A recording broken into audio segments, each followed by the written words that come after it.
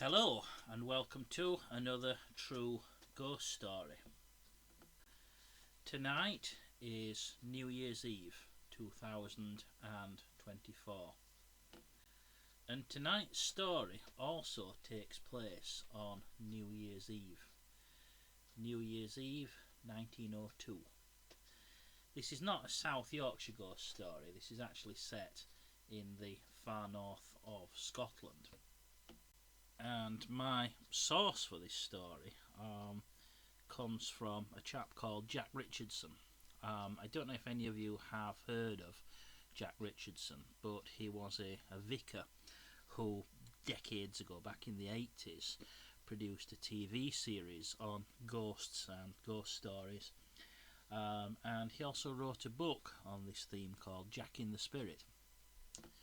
So this story is borrowed from Jack Richardson, and of course I've only got his word for it that this story is true. I'm not sure what his sources were, because this story obviously took place before even his time, and whether or not the story was passed on to him orally or whether he found it in a written source somewhere, I don't know, but he did present it as a true story.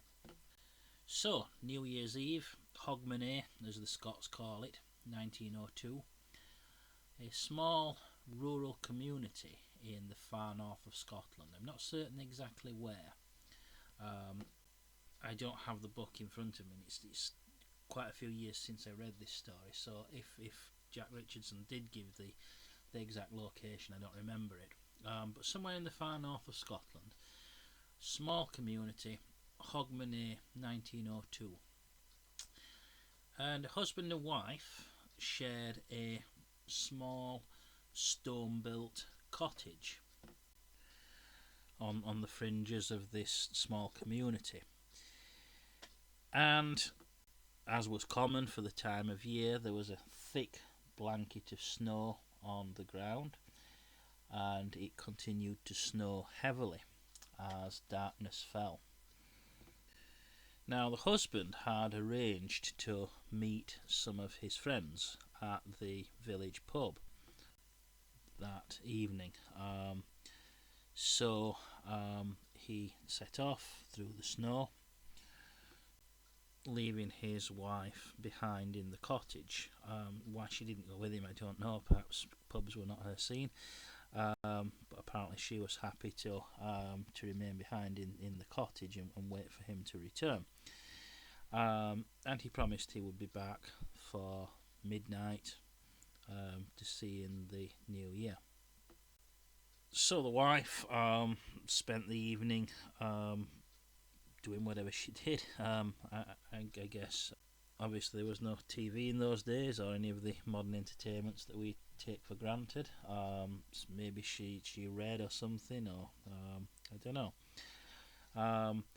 But apparently I do recall from the tale that there was a huge old grandfather clock in the cottage, which wasn't their only means of keeping time, because they did also have watches, but this grandfather clock was a huge old piece of furniture which kind of dominated the small space. So the lady kind of kept her eye on this clock as the last hours of 1902 gradually ticked away. The snow was still falling heavily outside. She banked up the fire, which of course would have been the only form of heating, but in a small space like a traditional stone cottage, it's amazing how warm it will get, even with quite a small fire. Those traditional log fires can chuck out a huge amount of heat. So she banked up the fire and watched the clock, and the minutes and the hours ticked by as midnight approached. So again, the husband had promised to be back by midnight, but midnight drew closer and closer, and there was no sign of him. And she kind of started to worry a little bit, I guess. maybe wondering if something had happened. Had he had a fall in the snow or something?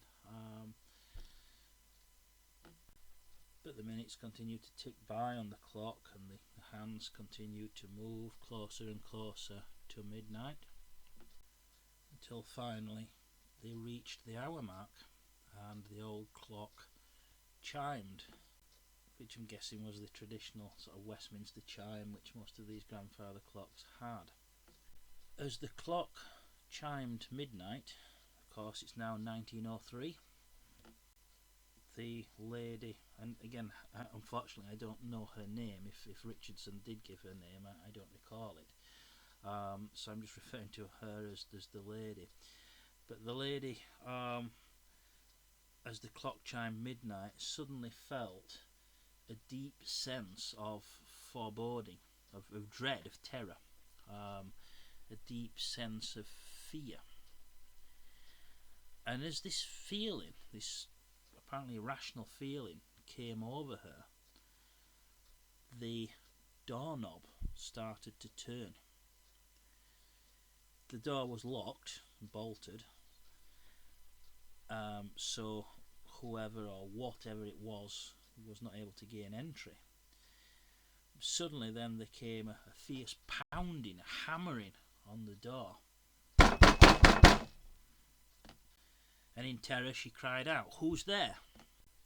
There was no reply, but somehow this sixth sense told her that whoever or whatever was on the other side of the door was malignant, was evil. Then a few moments later she heard a noise at the window. Whoever or whatever was outside seemed to be trying to gain entry through the window.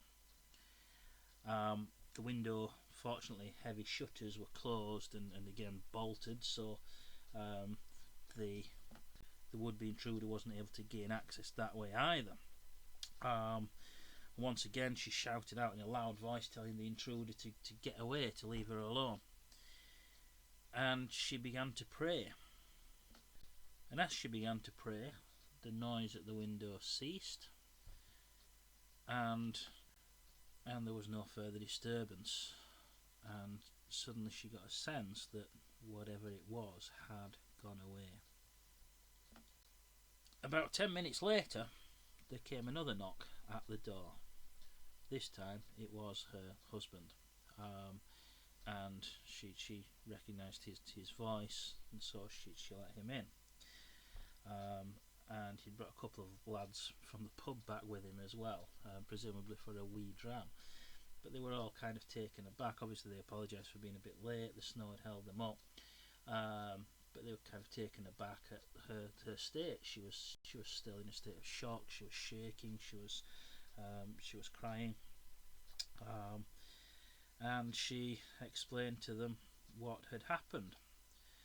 So the husband immediately went outside and had a look around the cottage to see if there were any signs of the intruder. There was nothing. And the really weird thing is that despite the deep snow, there were no footprints. The only footprints visible were the ones that the three of them had left themselves coming up to the cottage, but round the back where the window was, there were no footprints at all. And here ends the story. As I said, it's quite a short tale, but one that I found quite chilling, and it just came to mind earlier today, given that today is also New Year's Eve. I hope you enjoyed this brief tale, and a happy new year to everyone. Thanks for listening.